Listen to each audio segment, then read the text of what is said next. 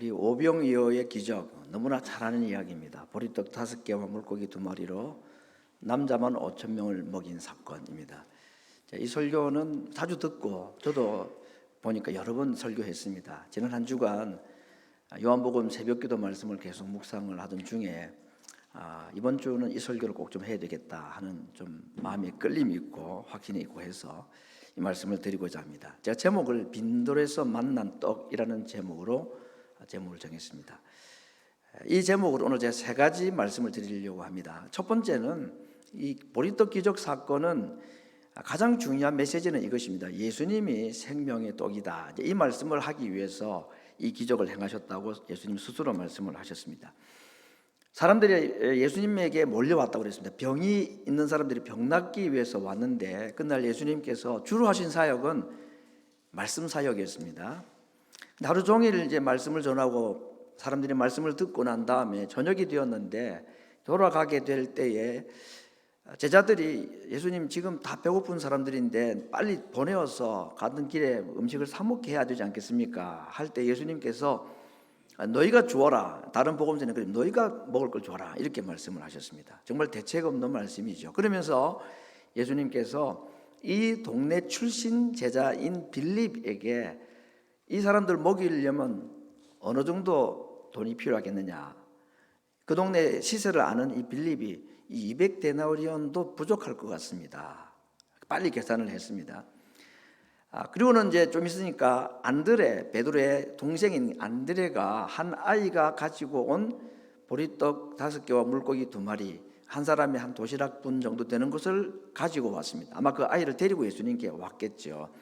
그렇지만 주님, 이게 2만 명, 남자만 5천 명인데 2만 명에게 이게 뭐 어떻게 먹일 수가 있겠습니까?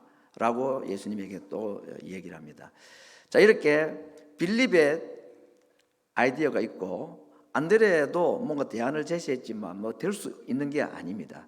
그때 예수님께서 대안을 제시합니다. 예수님은 뭐라고 하십니까? 사람들을 50명씩 100명씩 자리에 앉혀라 그랬습니다. 5천 명 또는 한 2만 명 되는 사람들을 앉혔습니다. 또 사람들은 또 앉았습니다. 또 제가 이제 이 장면을 보면서 생각을 해본 것은 그때 온 사람들은 왜 앉았을까? 잔디밭에 뭐 음식이 나올 거라고 기대를 했을까? 여러분 생각해 보시죠. 뭐 5천 명 또는 2만 명이 무슨 수로 아니 뭐 트럭이 와서 음식을 공급해 준들 이게 가능하겠습니까? 그런데 앉아요 또. 그리고 예수님께서 그 떡을 가지고 하나님께 기도하고 난 뒤에 나눠줘라 하니까 나누고도 12광주리가 남았다. 이게 참 우리가 오늘 읽었던 본문의 이야기인데 이 말씀을 통해서 예수님께서 무슨 말씀을 하고 싶어 하시는가? 먼저 오늘 이 오병이어의 기적이라는 것이 많은 사람들을 먹인 얘기인데 이게 구약의 이스라엘 백성들이 떠올릴 수 있는 2가지 사건이 적어져 있습니다. 첫 번째는 모세를 통해서 만나를 먹은 사건을 이 기적의 떡을 먹는 사람들은 다 생각할 수가 있죠. 유대인들은 다 아는 이야기들입니다. 여러분 신비하지 않겠습니까? 야, 이게 우리 조상들이 광야에서 이 만나를 먹었다는데 이게 지금 우리에게도 이루어지고 있네 이랬을 겁니다. 두 번째는 엘리야를 통해서 행하신 기적인데 사렙다라는 지역에 한 여인이 과부가 살았는데 너무 가난해서 가물고 해가지고 먹을 양식이 다 떨어지고 밀가루를 부쳐 먹을 수 있는 기름도 다 떨어진 상태. 그때 엘리야를 통해서 그 집에 밀가루통에 밀가루가 닿지 않고 기름이 떨어지지 않도록 하신 사건이 있습니다. 이건 한 사람에게 행하신 기적인데 아마도 이 2 기적을 기억하는 유대인들은 그날 기적의 떡을 먹으면서 이 2 사건을 떠올릴 만한 것 같습니다. 또 실제로 예수님은 그런 의도로 이 기적을 행하셨다고 볼 수도 있겠습니다. 자, 그런데 모세를 통한 만나 기적이나 엘리야를 통하여 주신 이 한 여인의 집에 기름통과 밀가루가 떨어지지 아니하는 이 풍성히 공급하시는 기적의 주인공인 모세와 엘리야 2 사람이 오늘 보리떡을 기적으로 베푸시는 이 예수님과 함께 만난 사건이 있습니다. 변화산 사건이죠. 그때 세 제자를 데리고 올라가셨을 때에 예수님과 모세, 엘리야 세 분이 서로 대화하는 이야기가 기록이 되어 있는데, 그래서 오늘 이 이야기를 통해서 모세도 기억나게 만들고 엘리야의 기적도 기억나게 하는 이 일을 통해서 이 성경을 기록하고 있는 요한은 무슨 말을 하고 싶어 할까? 모세나 엘리야보다도 더 위대하신 선지자가 여기 계시다, 이 말씀을 지금 하고 싶어 하는 것 같습니다. 실제로 마태복음 17장에 변화산 사건 때에 하늘에서 음성이 났다. 하나님께서 말씀을 하시다 그랬죠. 이는 내 사랑하는 아들이요 내 기뻐하는 자니 너희는 그의 말을 들으라. 모세나 엘리야의 말이 아니라 그보다 더 크고 위대한 선지자인 나의 아들의 말, 예수님의 말을 들으라 라고 말씀을 하셨습니다. 그래서 오늘 보리떡 기적 사건은 얼마 후에 있게 되는 이 변화사 사건까지도 연결해 가지고 위대한 선지자로 오신 예수님을 모세나 엘리야를 통해서 반증해 내시는 것이 오늘 본문의 첫 번째 의도라고 볼 수가 있겠습니다. 두 번째 생각할 것은 이 일이 일어난 때가 유월절이 가까운 때라 그랬습니다. 유월절 가까운 절기에 일어났다 그랬습니다. 여러분, 유월절은 이스라엘 백성들이 짐승을 죽이고 그 피를 문설주에 발라서 10번째 재앙을 면하고 홍해를 건너 출애굽한 사건이 유월절 사건이죠. 오늘 예수님께서 기적의 보리떡을 행하신 것이 유월절과 연관이 있는 듯하게 지금 기록을 하고 있다는 겁니다. 어떤 연관이 있을까? 역시 만나 사건을 떠올릴 수 있습니다. 오늘 예수님이 기적 행하신 것으로부터 1500년을 거슬러 올라가게 되면 그 조상들이 먹었던 만나의 기적이 나타나고, 오늘 유월절로부터 딱 일주일 뒤 유월절은 예수님이 잡히시고 죽으시는 절기입니다. 그러므로 오늘 보리떡 기적의 1년 후에 일어날 장면으로 우리가 생각하면 예수님께서 또 다른 유월절 만찬, 제자들과 함께 우리 흔히 말하는 최후의 만찬이라는 그 절기가 1년 뒤에 일어날 일이고, 양이 죽어서 그 양의 피가 생명을 살린다는 이것이 유월절의 의미인데, 예수님은 이 유월절 만찬이 끝나고 난 후에 자신의 몸을 유월절 어린 양의 제물로 바치고, 그래서 자기 피를 흘리심으로써 모든 죄인들의 죄를 구속하고 죽음을 면하게 하시는 또 다른 유월절의 제사를 집행하시는, 그래서 유월절 만찬을 하신 예수님이 그 다음날 바로 자신이 유월절 제물이 되시는 이런 이야기. 그래서 이렇게 오늘 유월절이라는 절기와 보리떡 기적의 연관을 보면 과거로 가면 만나 사건이고, 1년의 미래로 보면 예수님의 십자가의 죽음, 이런 것들을 다 포함한 내용이다. 제가 여러분 이렇게 설명하니까 억지 주장 같지는 않죠. 그런 거 같구나. 충분히 그런 의도를 가지고 시간과 장소를 예수님께서 정하셔서 이런 퍼포먼스를 해주셨다고 볼 수가 있습니다. 오늘 이 보리떡 기적을 통해서 예수님께서 하시는 첫 번째 메시지가 오늘 본문에 제가 세 곳 성경 구절을 인용을 합니다. 48, 53절, 58절입니다. 이 보리떡 기적을 통해서 예수님이 하시고자 하는 메시지가 뭐냐? 첫 번째는 내가 곧 생명의 떡이다. 두 번째, 더 어려운 말씀입니다. 같은 말씀인데 떡은 먹는 거잖아요. 그런데 예수님께서 이 보리떡을 먹이시면서 이 떡을 먹는 자가 사는 것이 아니라 내 살을 먹고 내 피를 마시는 사람이 영원히 살 수 있다. 이거 안 먹으면 생명 없다. 그리고 예수님께서 말씀하신 마지막 이야기가 나를 먹는 자가 영원히 산다. 이 보리떡 먹여놓고 예수님께서 마지막으로 그들에게 하시는 말씀이 뭡니까? 내일 오면 또 줄게가 아니라 이제 그 떡 말고 나를 떡으로 먹으라 그랬습니다. 이스라엘 백성들 광야 40년 동안에 만나 없으면 다 죽었습니다. 이 말은 광야를 살아가는 이스라엘 백성들에게 만나가 반드시 필요했다는 말인데, 이걸 오늘 예수님께서 빈들에서 굶주린 그들, 하루도 아닙니다. 한 두세 끼 굶은 그들에게 기적의 보리떡을 먹여주시면서 똑같은 말씀하십니다. 너희 조상들이 만나 없으면 죽었던 것과 같이 너희도 이 떡 먹지 않으면 죽는데, 이 떡이 내가 만들어준 이 보리떡이 아니라 나이다, 예수님. 나를 먹어야 된다. 예수님을 먹는다는 말은 가장 쉽게 말하면 예수님을 믿어야 된다. 나를 믿어야 너희들이 생명이 있지, 나를 믿지 않으면 생명 없다 하는 선언을 이 보리떡 기적을 통해서 말씀하신 것입니다. 여러분, 이제 이 보리떡 기적을 통해서 일어난 이야기가 그 다음에 이어지는 이야기가 하나 더 있는데, 물 위를 걸으시는 이야기가 나옵니다. 그래서 요한복음 6장에는 보리떡 기적과 물 위를 걸으시는 기적, 오늘 우리 찬양팀과 불렀던 찬양 가수도 그걸 가지고 곡을 만든 거잖아요. 근데 예수님께서 기적을 행하시고 난 뒤에 백성들의 반응은 뭐냐면, 이분 우리의 왕으로 삼자. 그래서 그걸 왕으로 삼으려 하니까 예수님께서 제자들을 배를 태워 빨리 건너가게 하시고 자신은 산으로 가서 기도하셨다고 그랬습니다. 밤새 배를 타고 건너가던 제자들이 풍랑을 만나서 고난을 당하고 있을 때에 예수님께서 산에서 내려오셔서 물 위를 걸어가시는 사건이 있습니다. 자, 여러분, 보리떡 기적 사건과 물 위를 걸으신 사건이 같은 날 연속해서 일어났다. 여러분, 이 두 기적이 주는 메시지가 또 있죠. 역시 오병이어 기적은 만나 사건을 떠올리게 만들고, 물 위를 걸으신 것은 이스라엘 백성들의 홍해 건넌 사건을 딱 연상하기에 충분합니다. 그래서 오늘 이 두 가지 기적 자체도 계속해서 똑같은 메시지입니다. 모세보다 위대하신 예수님. 자, 예수님이 모세보다도 위대합니다. 이스라엘 백성들은요, 모세, 아브라함, 다윗, 이게 전부입니다. 지금도 그들을 존중하고 추앙하고 그렇게 하죠. 근데 오늘 예수님은 이 보리떡 기적과 물 위를 걸으시는 기적을 통해서 어떤 메시지를 말합니까? 요한은 오늘 이 예수님의 두 가지 기적을 통해서 몰려든 유대인들에게 뭐라고 선포하십니까? 모세보다 더 위대하신 분이 여기 계시다. 예수님이 물 위를 걸으셨다. 이분이 우리에게 참 구주가 되신다. 이 얘기를 지금 하는 거죠. 자, 그러면 모세와 예수님을 비교를 한번 해볼까 합니다.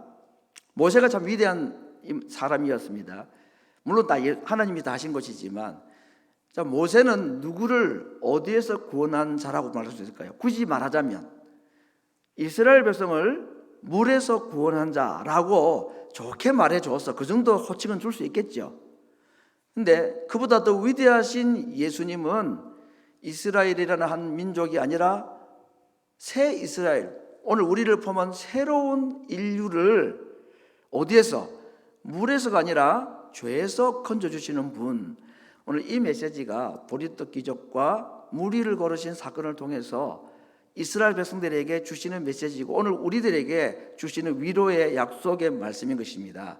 우리는 참으로 이스라엘 백성들이 그토록 존경하고 좋아하고 지금도 그리워하는 모세보다 더 위대한 지도자를 우리는 모시고 있습니다. 우리에게 자신의 생명을, 자신의 살을 떡으로 주신 분, 홍해를 가르신 분이 아니라 물 위를 걸으시면서 우리에게 새롭고 보배로운 산 길을 열어놓으신 예수님을 우리의 구주로, 우리의 참 선지자로 믿는 은혜를 하나님이 우리에게 주신 것입니다. 축하합니다. 정말 자부심 있는 말씀 아닌가요? 얼마나 감사한지 모르겠습니다. 우리가 어떤 존재인가, 예배한 우리들이 하나님 앞에 어떤 존재인가, 예수님과 관련해서 나는 어떤 존재인가를 다시 한번 마음에 새기는 그런 시간이 되었으면 좋겠습니다. 오늘 이것이 첫 번째 메시지입니다. 생명의 떡 계신 예수님. 보리떡 기적의 두 번째 메시지는 오늘 제가 이렇게 질문을 해봅니다. 우리는 여전히 굶주린 자인가, 또는 우리에게도 배고픔이 있는가? 라는 질문을 가지고 말씀을 드리고자 합니다. 굶주린 백성들에게 기적의 떡으로 배불리신 예수님 눈에 그 배불러서 어디서 나온지 모르는 이상한 신비한 보리떡을 먹고 기적의 떡을 먹은 그들이 배를 두들기면서 만족하고 있을 때, 와, 참 좋은 분이구나, 저분만 있으면 우리는 이제 뭐 걱정 없을 것 같아, 막 그러고 만족해 있는 그들을 바라보시는 예수님의 눈은 어땠느냐? 불쌍히 보였다고 그랬습니다. 여전히 배고픈 자들이었기 때문이었습니다. 육신의 배부름은 불렀는데 그들의 영적인 상태로는 여전히 배고픈 자들이었고 굶주린 자들이었다. 왜 그럴까요? 예수님을 믿지 않고 예수님이라는 생명의 떡을 그들이 거부했기 때문에 예수님의 눈에는 그들이 여전히 불쌍한 자, 여전히 배고픈 자들로 보인 것입니다. 그래서 예수님께서 하시는 말씀이 내가 주는 떡을 먹어야 된다. 아니, 나를 생명의 떡으로 먹어야 된다 하고 기적의 보리떡으로 배불러 있는 그들의 영적인 실체를 밝히 보이시면서 너 아직도 배고픈 자야. 성도 여러분, 오늘 이 아침에 기적의 보리떡을 먹은 유대인들을 바라보시는 예수님께서 하시는 그 시선, 나를 향한 주님의 눈빛으로 받아들이고 그분이 오늘 나에게 하시는 말씀으로 받아들였으면 좋겠습니다. 너는 아직도 배고픈 자야. 참 배고픈 때가 있었지, 여러분. 미국 생활, 한국 또 옛날에는 다 배고픈 시절이 있었고, 여기 연세 드신 분들은 저는 모르는 보릿고기라는 걸 다 경험을 했다고 합니다만은 배고픈 시절이 우리에게 다 있었습니다. 꼭 먹지 못해서 배고픈 뿐 아니라 우리 삶의 환경이 우리로 하여금 참 궁핍하게 만들고 편안을 다 잃어버리게 만들었던 그런 광야나 또는 빈들과 같은 삶을 안 살아온 사람이 우리 중에 아무도 없을 겁니다. 근데 이제는 좀 나아지고 내 집도 좀 넓어졌고 화장실도 집에 2개, 3개씩 있고 차도 훨씬 좋아졌고 은행 잔고도 이전보다는 좀 쌓여 있고 노후 대책도 다 되어 있는 것 같아요. 보리떡을 먹고 배불러 앉아있는 자들의 모습입니다. 근데 내 모습이 주님 보실 때에 영적으로도 여전히 넉넉하고 배 부른 상태에 있는지, 아니면 보리떡 먹고 배는 부른데 영적으로는 너무 가난하고 너무 배고파하고 그렇게 예수님의 눈에 보이는 모습이 오늘 우리들의 모습은 아닌지를 한번 돌아봤으면 좋겠습니다. 예수님께서 35절에서 이렇게 말씀하셨습니다. 내게 오는 자는 결코 줄이지 아니하고 영원히 목마르지 않을 것이다. 오늘 주는 이 떡을 먹은 사람은 또 배고프겠지만 내가 주는 떡, 나를 먹는 자, 나를 믿는 자는 영원히 배고프지 않고 영원히 목마르지 않을 것이다 라고 말씀했지만, 오늘 주님께서는 그런 우리들에게 너희는 여전히 배고파야 된다라고 말씀하시는 겁니다. 무엇에? 의에 줄이고 목말라야 되고, 사슴이 시냇물을 찾듯이 우리가 하나님을 찾기에 갈급하고 갈증이 있어야지 되는 것이다. 오늘 보리떡 이야기를 통해서 우리에게 그렇게 도전하시는 것 같습니다. 배고픔이 있느냐? 목마름이 있느냐? 무엇에 대한 배고픔, 무엇에 대한 목마름일까요? 육신의 부족함이 없어진 지금 여전히 하나님의 말씀에 목말라하고 하나님을 찾기에 갈급함이 있는가 하는 것입니다. 성도 여러분, 우리의 지난 삶을 돌아보면서 여러 가지 아픔과 또 힘든 일이 있어서 하나님을 간절히 찾았던 때가 있죠. 그래서 찬송만 불러도 눈물이 나고 말씀만 들어도 하나님께서 내게 주시는 은혜가 있고 위로가 있고 가진 건 없고 배고픔은 여전하고 몸은 지칠 대로 지쳐 있고 힘든 상황이지만 그때 주의 이름을 부를 때에 하나님이 나를 만나 주셔서, 예수님이 나를 만나 주셔서 육신의 배고픔과는 다른 영적인 넉넉함과 그 힘들고 어려운 이민자의 첫 삶을 살아갈 때에 그래도 하나님 앞에 기도할 때 주셨던 위로, 하나님 앞에 예배하고 싶은 마음이 우리 마음 가운데에 육체의 한계를 이기고도 주님 앞에 나아가고자 했던 그 간절한 열망들, 그때마다 어김없이 나를 만나주시고 나에게 은혜를 베풀어 주셨던 주님, 말씀이 나에게 정말로 생명의 양식까지 달았던 때, 그런 때 다 있지 않았습니까? 지금은 어떻습니까? 마치 보리떡을 먹고 배불러 잔디밭에 그냥 소화시키기 위해서 누워있는 청중들, 그러나 여전히 영적으로는 배고픔이 있는 그들의 모습과 우리의 모습이 똑같은 모습은 아닌가. 한번 오늘 이 기적의 현장 앞에서 주님이 우리에게 하시는 말씀을 한번 들어봤으면 좋겠습니다. 우리 인생의 그런 어려운 때와 배고픔 때는 사실은 기도해서 그 보리떡 얻어먹으라고 우리 주에게 주신 환경들은 아니었습니다. 우리 모두에게는 과거에 그랬고 지금도 앞으로도 이 빈들과 같은 일들이 있게 될지 모릅니다. 있게 될 것입니다. 그때도 그랬고 지금도 앞으로도 내 인생에 이런 빈들이 나타났을 때에, 배고픔이라는 게 있을 때에 하나님은 왜 우리의 그 환경을 허락하시는가? 생명의 떡을 찾으라고.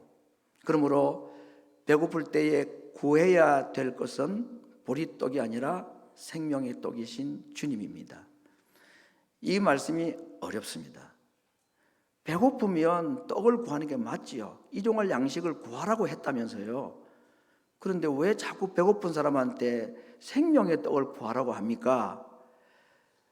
주님께서 우리에게 배고픔의 환경을 허락할 때에, 결핍의 환경을 허락할 때는 그 결핍을 채워주는 보리떡이 아니라 내 결핍을 채워줄 수 있는, 내 배고픔을 채워줄 수 있는, 나의 부족을 채워줄 수 있는 것이 예수님이 주시는 보리떡이 아니라 예수님 자신이라는 겁니다. 그래서 우리가 배고플 때에 구해야 될 것은 예수님이다. 은혜에 배고파하고 목말라는 우리들, 주님이 그런 우리의 모습을 보기를 원합니다. 오늘 보리떡 기적의 현장에서 주님께서 여전히 우리에게 배고파야 될 것을 말씀하시는 영의 배고픔과 영의 목마름을 오늘도 달라고 하나님께 기도하는 이 아침이 되기를 바랍니다. 마지막 생각할 것은 어린 아이의 헌신에 대해서 좀 말씀을 드리고자 합니다. 제가 이 말씀을 보면서 몇 가지 질문 하나 해보았습니다. 답이 별로 없는데 재미있는 질문. 그날 왜 사람들은 도시락 안 가지고 왔을까? 설교가 그렇게 길 줄 몰랐겠죠. 아침에 왔다가 병 고친 사람들은 다 또 집으로 돌아가려고, 아니면 가는 길에 다 어디서 둘러서 먹을 거 다 가지고 돈 가지고 왔을 것 같아요. 두 번째 질문입니다. 근데 이 애는 왜 도시락 가져왔을까? 아침에 일부에 물으니까 누구 한 분이 엄마가 싸줘서 가져갔다 그러던데, 다른 사람 안 가져왔는데 얘는 왜 가져왔을까? 그날 설교가 길어질 줄 알고 그랬을까?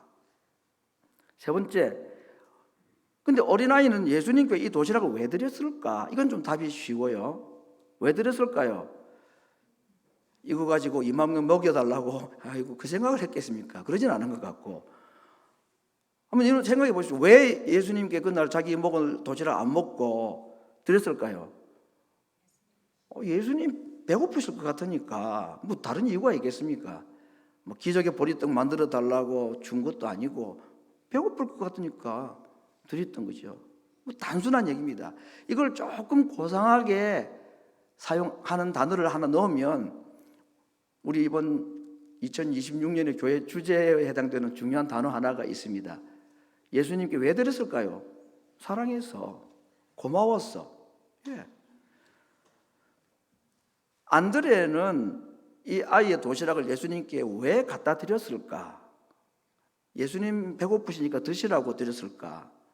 근데 안드레가 뭐라고 갖다 드리면서 뭐라고 말합니까?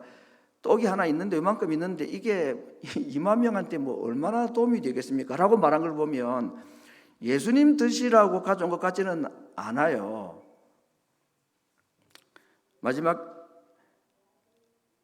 그날 만약에 이 아이도 도시락을 안 가져왔거나 아니면 이 아이가 도시락을 자기가 먹고 예수님께 안 드렸으면 그날 예수님은 굶주린 청중들을 먹이지 못하셨을까?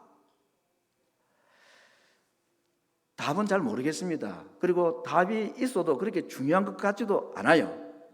제가 왜 이런 알듯 말듯한 질문을 계속 하느냐? 오늘 본문 이야기는 예수님의 생명의 떡이라는 얘기와, 두 번째는 우리에게 영적 배고픔과 목마름이 있어야 된다는 메시지를 우리에게 전해주신다는 것을 말씀을 드리면서, 예수님이 모세보다 위대한 선지자라는 것을 다 증명을 다 하고 구약 성경과 다 연결할 때 이런 때 하지만, 이 아이의 헌신은 어떤 의미가 있을까를 마지막으로 한번 생각하고자 하는 것입니다. 이 아이는 예수님께 도시락 드린 건 정말 단순한 이유일 겁니다. 그냥 예수님 배고프실 것 같아서 드리는 게 틀림없습니다. 그걸 오늘 우리의 조금 재미있는 또는 가치 있는 표현으로 하면 자그마한 사랑의 수고인 겁니다.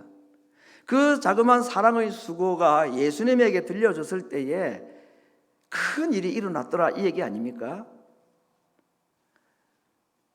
빈들에는 항상 우리 인생은 빈들과 같은 곳입니다. 과거도 그랬고 앞으로도 그렇고 언제든지 떡이 없는 현실을 맞이할 수가 있을 것입니다. 그런데 이 빈들은 항상 또 다른 떡이 준비되어 있는 곳이기도 하다. 생명의 떡이었습니다. 그러므로 빈들은 진짜 떡을 만날 가능성이 굉장히 많은 곳이다. 세 번째, 빈들은 또 다른 배고픈 자들이 항상 있는 곳이다. 그래서 내가 가진 떡으로 그들에게 참 떡이신 예수님을 소개하고 그들을 참 떡이신 예수님께로 인도할 수 있는 찬스가 주어진 곳이다. 오늘 저는 빈들을 이 세 가지로 정리를 합니다. 우리에게는 항상 빈들이 있습니다. 그런데 그 빈들에는 내가 예상하지 못했던 또 다른 떡이 항상 준비되어 있고, 그 빈들에는 또 다른 사람들이 굶주려 있는 자들이 있는데 그들에게 내가 가지고 있는 자그마한 사랑의 수고가, 여러분 이 도시락 오늘날 미국 돈으로 하면 얼마나 되겠습니까? 잘해야 10불 정도밖에 더 되겠습니까? 이 아이가 무슨 큰일 한 것도 아니었습니다. 대단한 걸 드린 것도 아니었습니다. 그야말로 자그마한 사랑의 수고를 예수님의 손에 올려드렸을 때에 그것이 배고픈 사람들을 먹이는 양식을 넘어서서 생명의 떡을 소개하는 데 쓰임받았던 거 아니었습니까? 오늘 제가 제목을 빈들에서 만난 떡이라고 했습니다. 아이의 손에 들렸던 떡이 참 생명의 떡이신 예수님과 만난 것입니다. 그 일에 자기의 보리떡을 예수님에게 드렸을 때에 거기에 그 사랑의 수고로 말미암는 엄청난 생명과 회복의 역사가 일어났다 하는 것입니다. 성도 여러분, 올 한 해 동안 계속해서 오늘까지 제가 사랑의 수고로 하나님을 보여주는 교회라는 주제로 설교를 하고 있습니다. 예수님과 보리떡의 이야기를 통해서 오늘 똑같은 말씀인 것입니다. 빈들에서 만난 떡이라는 제목을 붙였지만 여러분이 받으신 성경 문답지, 설교 문답지에는 제가 괄호 안에 부제를 넣었습니다. 구하기 시리즈로 지금 말씀을 하고 있는데요, 오늘은 누구 구하기입니까? 빈들의 굶주린 자들 구하는 것입니다. 나는 구할 재간도 없고 가지고 있는 것이 안 되는데 내가 그들을 위해 자그마한 사랑의 수고를 할 때에 생명의 떡이신 예수님이 그들에게 생명을 주고 회복을 주시는 역사를 우리의 사랑의 수고를 통해서 하실 수 있고 또 그렇게 하도록 우리가 기회를 하나님께 드린다. 이게 오늘 말씀의 결론인 것입니다. 성도 여러분, 혹시 내가 생명의 떡이신 주님을 만난 자들이라면 또 다른 사람들에게 이 생명의 떡을 전달하기 위해서 할 수 있는 것, 보리떡 5개와 물고기 2마리 정도의 사랑의 수고, 그것이 내게 필요하다면 나는 할 수 있을까? 나는 무엇을 할 수 있을까? 질문 하나만 드려보겠습니다. 그 10불어치 되는 조그만 사랑의 수고의 값어치를 내가 또 다른 성도들을 위해서 하게 된다면 그것이 하나님을 사랑하고 내게 생명의 떡을 주시고 우리에게 생명을 내어주신 그 예수님에 대한 감사의 마음으로 그 예수님 사랑 때문에 그 보리떡 5개 물고기 2마리를 또 누군가에게 전했을 때에 그것이 주님의 손에 들려 지나가게 될 때에 거기에 또 다른 생명의 역사가 일어나고 회복의 역사가 일어나게 하실 하나님, 그 주님을 우리가 바라보고 올 한 해 동안에 이러한 사랑의 수고를 계속 감당하는 성도들이 되기를 간절히 바랍니다. 그 중에 가장 중요한 사랑의 수고, 그건 기도라고 생각합니다. 진심으로 그 영혼들을 사랑하는 마음으로 기도할 때에 우리 주님께서 그 기도를 들으시고 그리고 우리에게 주신 그 삶의 일부를 그들과 함께 나눌 때에 약한 자가 다시 회복되고 소망을 잃어버린 자들에게 새로운 소망을 하나님이 불러일으키시는 생명의 역사, 회복의 역사가 있는 2026년 우리 온 성도들, 온 교회 안에 이런 굶주린 자 구하는 데 쓰임받는 온 성도들이 되기를 말씀으로 축원합니다. 같이 기도하겠습니다.